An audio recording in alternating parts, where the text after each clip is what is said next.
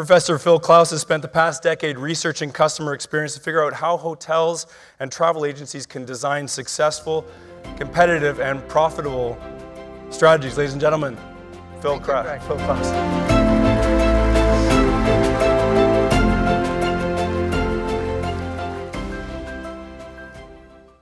Good evening, ladies. Good evening, gentlemen, and thank you for having me. How are you feeling tonight? Are you having a good experience? Yeah. And now everything that's between you and the best part of experience out there is an academic. And we have not the best reputation with you guys, because we tell you things you already know in a language you can hardly understand. Well, today we try to, on behalf of my colleagues, change this perception a little bit. Let's start with telling you that I did have a real job before I became an academic. So I was just like you, a manager, senior manager, always customer focused, so I can feel your pain. I know what you have to endure in your meetings, when you face the press, when you face the shareholders, the analysts. I know what you're thinking about. And my research, what we present today, is different from what you've seen before. It's not so much about consumers, it's about a quote.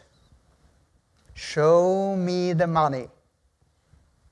Little film trivia. Which movie? Who says it? Come on, it's Jerry Maguire. Have you seen it? Who saw it? Vote by hands. Probably it was forbidden. I don't know. Show me the money. Why show me the money? I take it on a different level. I don't want to talk with you about your concerns. You all know your concerns. Here in China, when we ask you, your colleagues, your CEOs in the luxury travel industry, what do they tell us? Because we know the consumers very well, but we want to know your side of the story. What your CEOs that are sitting right here, your bosses, what they are concerned about. In China, in particular, they look at this poor infrastructure. And not only it's poor infrastructure, they believe there's a lack of support. And not just from the government or infrastructure, but there's a lack of talent here. And yesterday I had a conversation with the managers of the hotel I'm staying, and they tell me similar things. The local talent is not quite up there. And you, as an industry in general, are also facing other trends which are concerning you. It's changing distribution channels. Just think about 10 years ago, if I would have talked about TripAdvisor, the #1 booking agent, direct channels. How is it happening now? And of course, the trouble of all of you, the new, ever so demanding customers. These customers, whenever I speak to CEOs and to your managers, you have a funny way about talking about the customer. It seems they're an alien life form out there that you don't know about. Customers, we don't know what they want. They only want it faster, better, cheaper. What are they? Just take a look in the mirror and you see a customer. You're a customer every single day in your life. When I speak to the CEOs and say, we don't know what they want, I ask them, tell me your most recent experience in a hotel. What was good? What was bad? And of course, the first thing I hear is something bad. Tendency, human behavior. And when I say, so now you know how a customer feels. So how could a customer feel in your environment about this? Good, bad, indifferent? But let's be honest, it only gets worse. So why even bother? Why shouldn't we focus on the things that you can really control? And you can be in control. Turn these challenges, all of them, turn them around. Make them opportunities. And ask yourself, what is there? What is the one that you should be focusing on? Who is calling the shots in your business? Who is that? It's the customer, of course. But this customer, this alien life form, is the #1 source of your revenues, sales, and profitability. Show me the money right there. And I had a conversation with Nick just before we started, and he said, yeah, of course, it's all about the customer. And I said, yes, absolutely. But how come most of you are so very poorly about it and performing not to the standards? And I can provoke you because you should know what drives their behavior. And Sean was kind enough to share some insight, especially about the Chinese customer, what drives their behavior. But for you, the thing that you really should do, and that's what this session is about, focus on the customer experience. Of course, then the big challenge is, what in God's name is the customer experience? Any ideas? Propositions. Think about what Greg said when he explained his experience. You said, oh, that was great with the dolphins. What a great experience. Now tell me, how will you convert that in your business? Any idea? Is there a process you can follow? Can you recreate that? Can you facilitate it? I don't know, might be challenging. What we are presenting, and by we, I always say research is not a solitary task. There are people around the globe who help me with that. And people like you. Without you, that wouldn't be possible. But I'm presenting facts, not fiction. So what you're seeing is our master is the truth.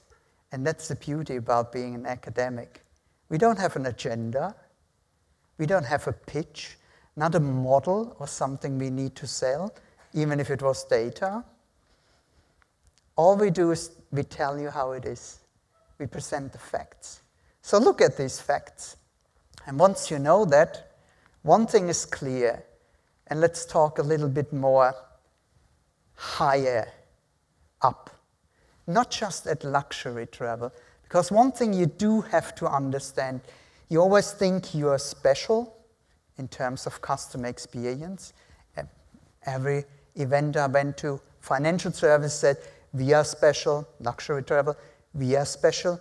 No, you are not. The only thing that's special for you is the customer.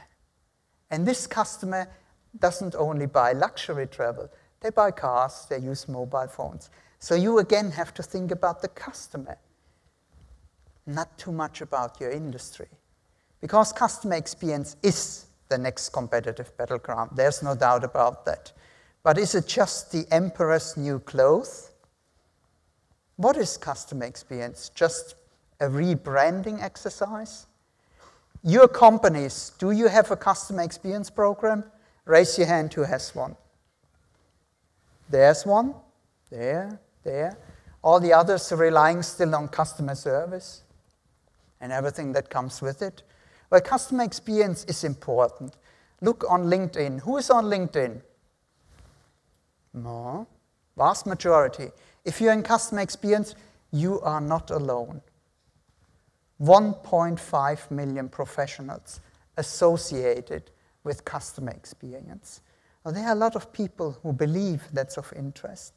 Your CEOs worldwide believe this is the #1 strategic priority. The question is just, how do you do it? Have you ever heard of the 88 gap? No? Who has? Raise your hands. No one? Back in the days, we did a piece of research. What we did, we went out to the leading companies and asked the CEOs, do you believe you deliver a great customer experience? Not just a good one, a great one. 80% agreed. That's normal. If you're a CEO or a customer manager, you wouldn't say we are pretty bad at it, would you? However, we did something mischievous. We went back and asked their customer the same question, which relates to the second number you see here. Only 8% agreed. 80, 8. In research, we call that a slight gap of perception. So when you believe you're delivering great experiences, in most of the cases we simply have to say no. And 8 out of 10 of customer experience programs are not profitable. 8 out of 10. So, no, no, no, no, no, no, no, no. Profitable, profitable. 8 out of 10. What did you get wrong? How come that's not possible? Customer experience, if it's so high on your agenda, how can you get it that wrong? Well, there are reasons why you get it wrong. And the 3 reasons, number 1, 2, and 3, are the following. First of all, while you're using measurements, you're measuring the wrong thing. Secondly, your customer experience centricity is not really there. 88. Most of your customer experience program, and we spoke with Nick about that, is about, forgive me the phrase, putting lipstick on a pig. If you put lipstick on a pig, it's still a pig. So rebranding won't do anything. Number 3, and that's in particular important for you, touch points. Touch points can be online, they can be offline, they can be everywhere. But they are important. And more importantly, if something goes wrong. So when we look at these 3 priorities, fact versus fiction, let's look at the touch point management. Most of you, when you have the customer experience, you outsource part of it. Do you think outsourcing the customer experience is a good idea? In terms of show me the money, you will say, yeah, it's good, because we reduced our costs. Therefore, we increased in short-term profitability. Make sense? However, that's not necessarily the case, because cost thinking destroys often the customer experience. Statistically, and again, we are talking about facts, it will destroy it. And what's the outcome? This. Just try to read it and digest it. The probability of churn, meaning your valuable customer goes somewhere else, increases by 5 times. And negative word of mouth, do you know what word of mouth is? Could be sharing my experience. It's more likely that I share my negative experience. Think about yourself. If you have a great experience, with how many people do you share it? Friends, family, 3, 5. Now, on the other hand, you have a bad experience. With how many do you share that? Any idea? On average, you reach 500 potential customers. 500. You want to take that risk? For these 5, risking 495, numbers don't count up in customer experience if you do it that way. Being centric. Think about, are you really customer experience centric? The people you are hiring, what skills do they have? Do you want people who have hospitality skills, whatever that might be? Or, as I found out yesterday in the conversation with these CEOs, they are looking more and more, especially here in China, for people with soft skills. Take a lesson out of financial services. Financial services, luxury travel, doesn't sound good. But they learned one thing, because they're very customer-facing. They hire people with soft skills, meaning listening, empathy, and willingness to look after somebody. So they hired the most successful companies, nurses, policemen, fireman, kindergarten teacher, because you can always learn how to sit at the concierge, but you cannot learn how to pay attention to what somebody needs when he is really under pressure, can you? So think about, do I hire the right people? And how do I reward them? Do I give them promotion based upon you fulfilled your KPIs, you cut your costs, or how about your customers are experiencing what you're doing? Because if you're not, you're leaving money on the table.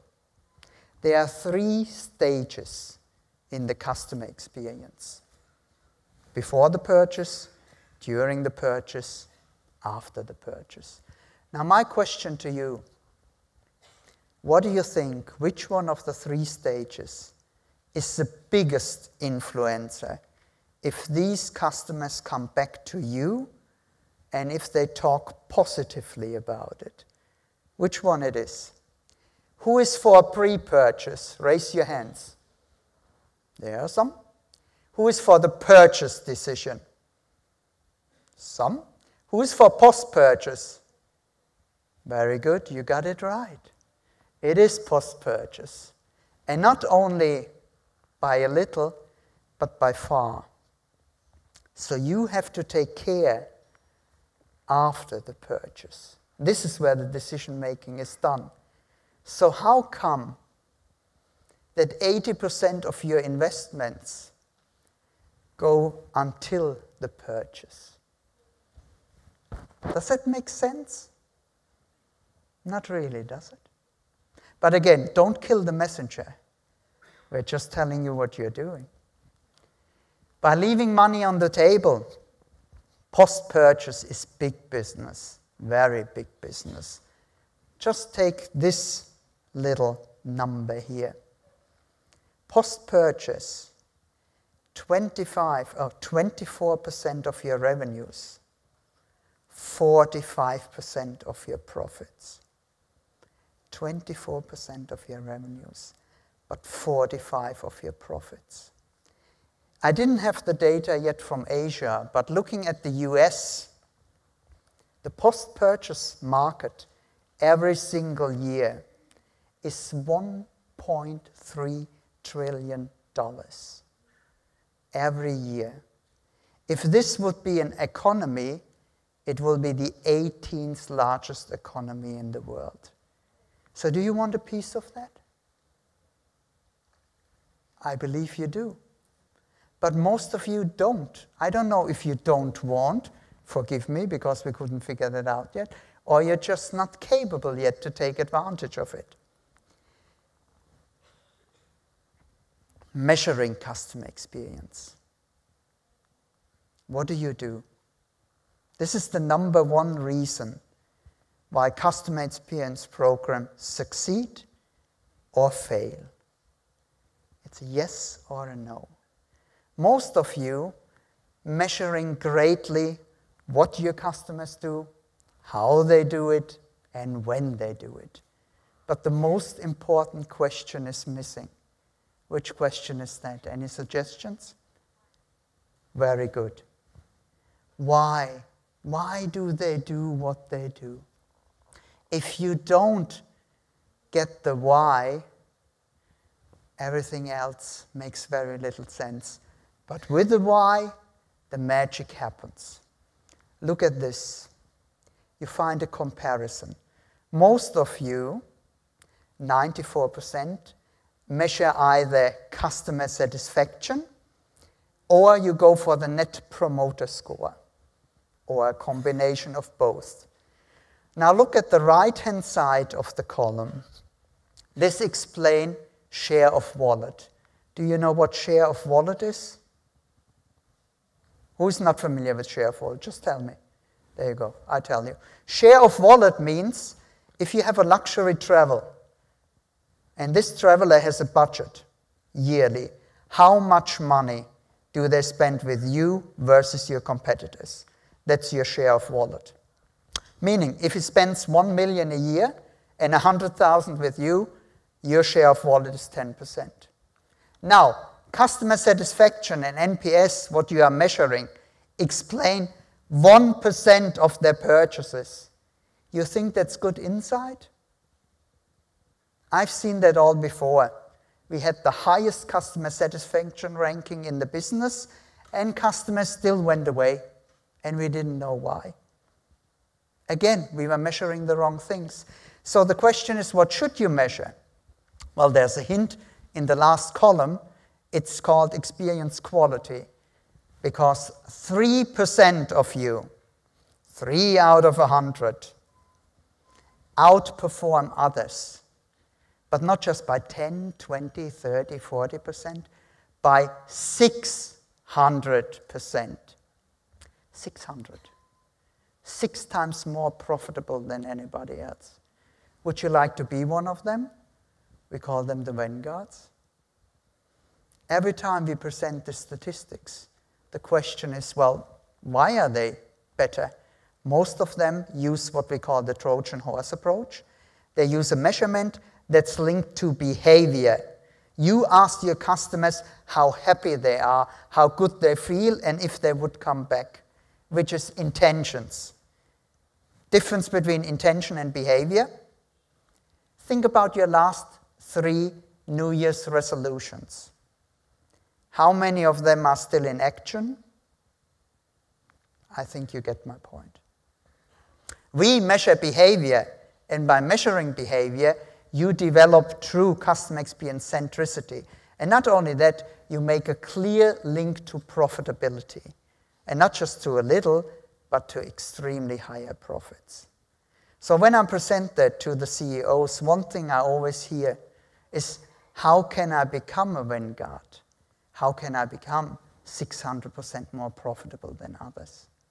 Well, to put it in a nutshell, so to say, in one phrase, what you need to learn, and we all need to learn, believe me, I'm a researcher, I learn every single day.